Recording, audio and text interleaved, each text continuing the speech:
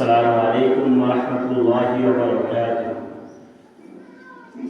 الحمد لله نحمده ونستعينه ونستغفره ونعوذ بالله من شرور أنفسنا ومن سيئات أعمالنا. من يهد الله فلا مضل له ومن يضلله فلا هادي له. ونشهد أن لا إله إلا الله وحده لا شريك له. ونشهد أن سيدنا ومولانا محمدا عبده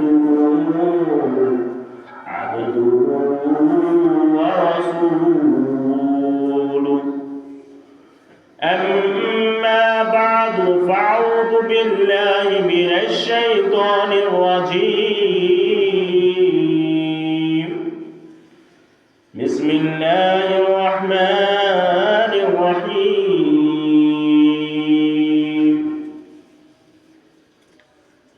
إذ قال ربك للملائكة إني جاعل في الأرض خليفة. وقال النبي صلى الله عليه وسلم أخلص دينك يكفيك العمل القليل.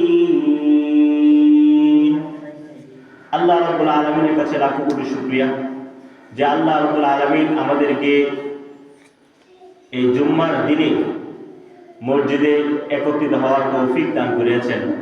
এজন্য সকলেই বলি আলহামদুলিল্লাহ।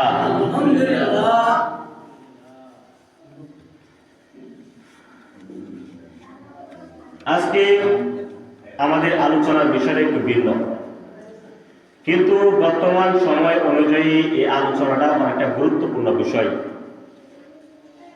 সময় অনুযায়ী, অবস্থা অনুযায়ী, প্রেক্ষাপট অনুযায়ী আলোচনা করা এটা নবীর একটা সুন্নাত। যখন যে প্রেক্ষাপট আসে, যখন যে বিষয় আসে, সেই বিষয় নিয়ে আলোচনা করা এটা একটা নবীর সুন্নাত। এই জন্য আজকে আলোচনা করব খেলাফত এবং গণতন্ত্র সম্পর্কে কিছু আলোচনা করব। যে আলোচনাটা অনেক গুরুত্বপূর্ণ আলোচনা। খেলাফত কি জিনিস, আবার গণতন্ত্র কি জিনিস, দুইটার মধ্যে ডিফারেন্স কতটুকু, ব্যবধান কতটুকু, সমস্যা দুইটার মধ্যে কি কি সমস্যা আছে, কোনটার মধ্যে সমস্যা আছে, কোনটার মধ্যে সমস্যা নাই, এই বিষয়গুলো আমাদের জানা দরকার।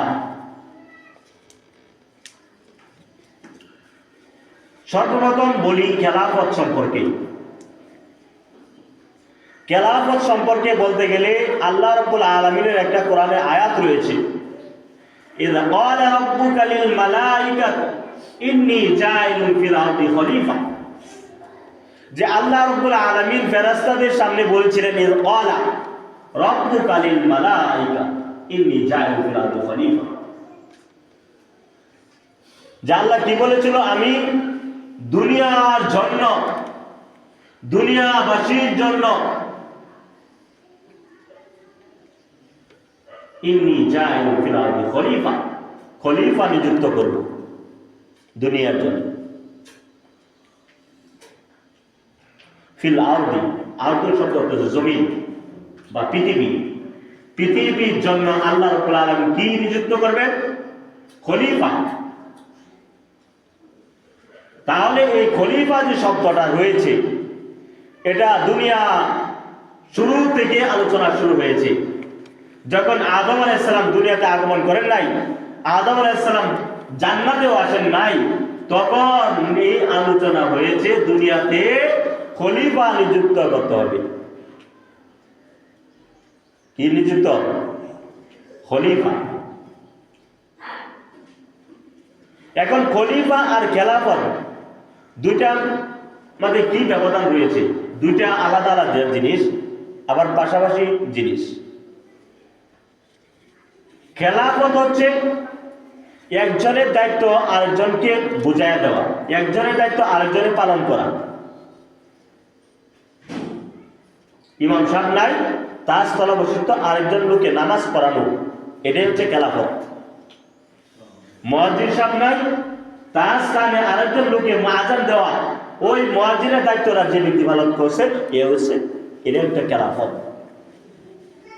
যে আল্লাহর দায়িত্ব হচ্ছে পুরা পৃথিবী শাসন করা, কিন্তু আল্লাহ রাব্বুল আলামিন ওই দায়িত্বটাকে ভাগ ভাগ করে দিয়ে দিয়েছেন। ভাগ ভাগ দায়িত্বটা কার? মূলত বিষয়টা হুকুম, এই যে যত রাজ্যের মালিক সব কিছু আল্লাহ, কিন্তু ভাগ করে দিয়েছেন কি এক এক জায়গায় এক এক জায়গায়, কিন্তু সব কিছু চলবো আল্লাহর নিয়মে। ইমাম সাহেব চলে গেছে, ইমাম সাহেবের স্থানে আসে কি অন্য কিছু চলবো? আরেকজন যাকে স্থলাভিষিক্ত করা হয়েছে, খেলাফতের দায়িত্ব দেওয়া হয়েছে, সে ওই ইমাম সাহেবের দায়িত্ব পালন করবে, অন্য কোনো দায়িত্ব পালন করা যাবে না। মুয়াজ্জিন সাহেবের জায়গায় আরেকজনকে রাখা হয়েছে খেলাফতের কাজে, ওই ব্যক্তি এসে মুয়াজ্জিনের কাজেই করতে হবে, আজানে দিতে হবে না। সে বাইরে ঘুরবো, সে যদি বাইরে ঘুরে থাকবে মানবো? মানবে না। যে খেলাফত হচ্ছে এমন বিষয় যে একজনের স্থলাভিষিক্ত হিসাবে আরেকজন দায়িত্ব পালন করার নামে হচ্ছে খেলাফত। আর যে ব্যক্তি এই দায়িত্ব পালন করবে তাকে বলা হয় খলিফা। যে করবো তাকে কি বলা হয়? খলিফা। এখন আল্লাহ রাব্বুল আলামিনের যে খেলাফতের দায়িত্বটা সমস্ত নবীদের মধ্যে বন্টন করে দিয়ে দিয়েছেন। আল্লাহ কারণে খলিফা বানাইছেন, সর্বপ্রথম বানাইছে আদম আলাইহিস সালামকে। ঠিক বলছি যে আমি দুনিয়ার জন্য খলিফা নিযুক্ত করব, আর এই খলিফা সর্বপ্রথম খলিফাকে আদম আলাইহিস সালাম সর্বপ্রথম খলিফা। আর ওই আদম আলাইহিস সালামকে ঠিক করছেন, বলছেন দুনিয়াতে পাঠাইবে। দুনিয়া পাঠাইছেন না পাঠাইছে না?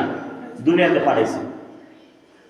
যে আল্লাহ রাব্বুল আলামিন আদম আলাইহিস সালামকে প্রথম খলিফা হিসাবে দুনিয়া আর প্রথম জান্নাতে রেখেছেন, জান্নাতে রাখার পর জান্নাত থেকে দুনিয়াতে প্রেরণ করেছেন খলিফা হিসাবে, খেলাফতের দায়িত্ব দিয়ে খলিফা হিসাবে দুনিয়াতে প্রেরণ করেছেন। এটাই হচ্ছে খেলাফতের দায়িত্ব, আর এটাই হচ্ছে খলিফা। এখন খেলাফত আবার দুই ধরনের, এটা বোঝার আগে আরেকটা বিষয় বুঝতে হবে। আমরা যে সমস্ত ইবাদত করি, নামাজ, আজকে জুমার নামাজ পড়তে এসেছি, এটা কার হুকুম? আল্লাহ রাব্বুল আলামিনের হুকুম। আল্লাহ রাব্বুল আলামিনের হুকুম আমরা আদায় করতে আসছি। 5 ওয়াক্ত নামাজ পড়ি, আল্লাহর হুকুম। সামনে রমজান মাস আসতেছে, রোজা রাখবো, এটা আল্লাহ তাআলার হুকুম। যারা যাকাত দেওয়ার তারা যাকাত দেবে, এটা আল্লাহর হুকুম। সর্বদা ঈমানের হালতে থাকা, এটা আল্লাহর হুকুম। হজ করার মতো সামর্থ্য যাদের আছে, হজ করাটা এটা আল্লাহ তাআলার হুকুম। অর্থাৎ আল্লাহ রাব্বুল আলামিনের হুকুম যে নিজে পালন করে, এটা হচ্ছে খেলাফত। এটা কি ইবাদত? ভুল বলছি। এটা হচ্ছে কি, আমি আল্লাহ তাআলা আমাকে হুকুম করেছে তুমি নামাজ পড়ো, আমি নামাজ পড়তেছি, এটা ইবাদত। এটা কি?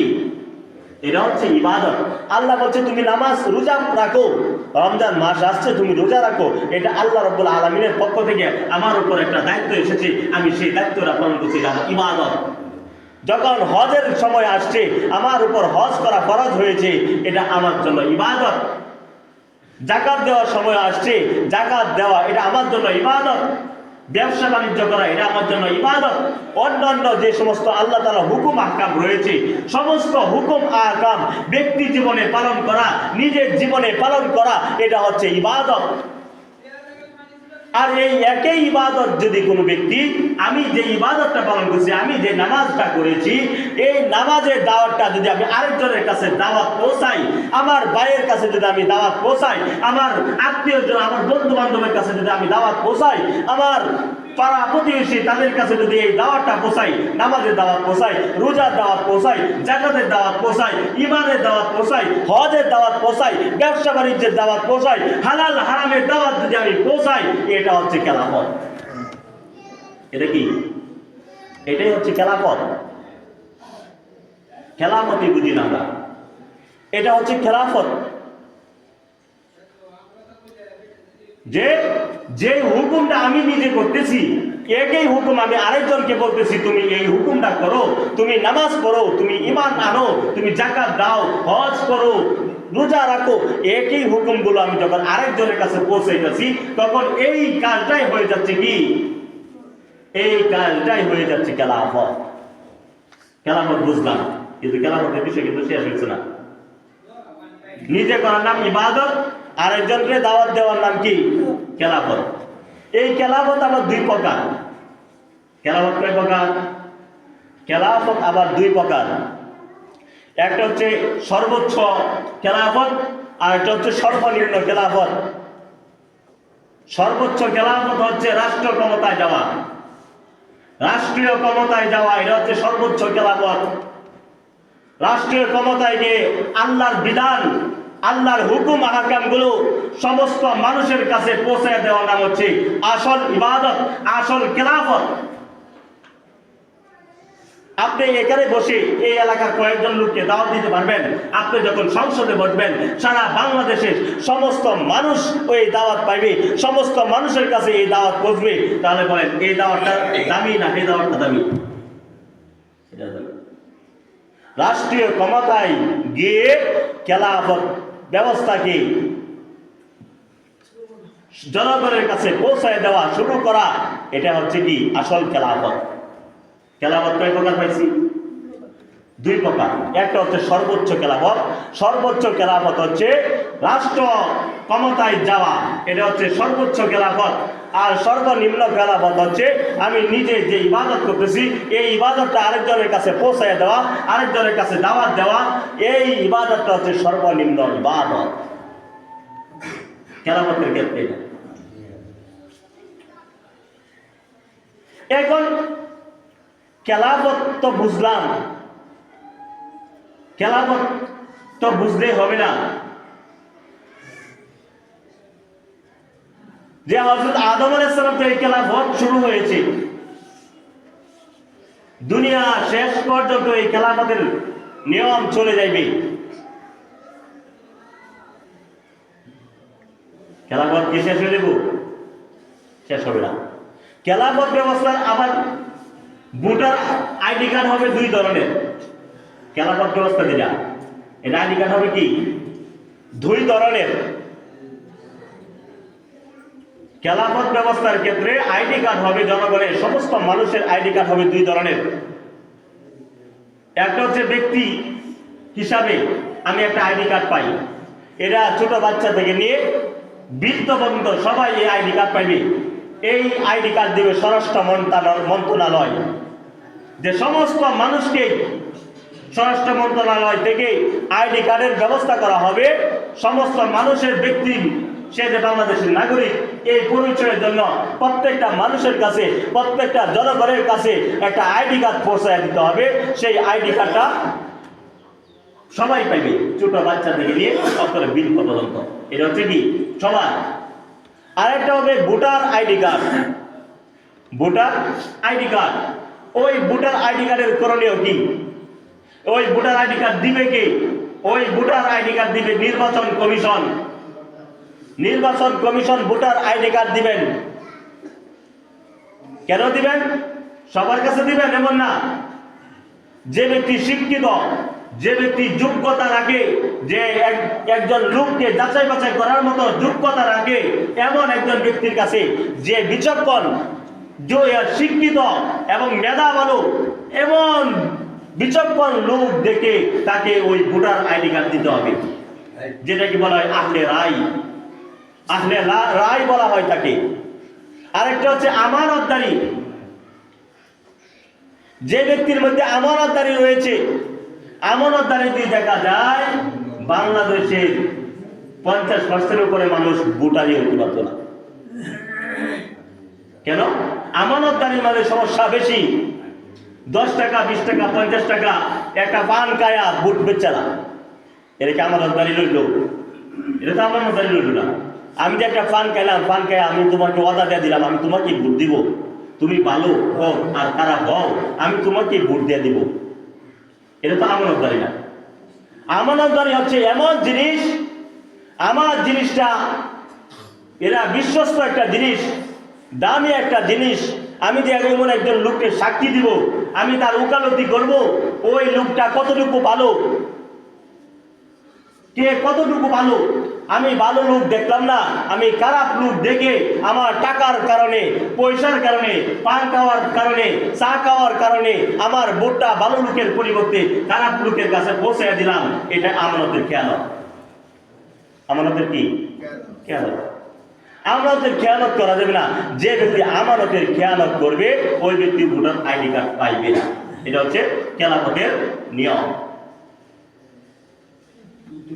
যে ভোটার, যে ব্যক্তি ভোট দিবে তার আলাদা যোগ্যতা থাকতে হবে, যোগ্যতা থাকতে হবে। জানে না কোনো কিছু ওই ব্যক্তির সম্পর্কে, সে ভালো না খারাপ, সে দুর্নীতিবাজ না সৎ লোক, কিছুই জানে না, না জেনে তাকে ভোট দিতেছি আমরা, আর নির্বাচনে যাওয়ার পরে টাকা লুটে বিদেশ। এইগুলোর গুণাগার আমিও হব, আপনিও হবেন, আমার কারণে সে এই কাজগুলো করতেছে। এজন্য আগে চিন্তা করতে হবে যে লোক 2 জন দাঁড়াইছে, 5 জন দাঁড়াইছে, 5 জনের মধ্যে কে ভালো, কে 5 জন ভালো, 5 জনের মধ্যে কে ভালো, তাকে আমরা দেব। সৎ লোক দেখবো, সৎ লোক দেখে তারপরে আমার এই দামি ভোটটা দিতে হবে।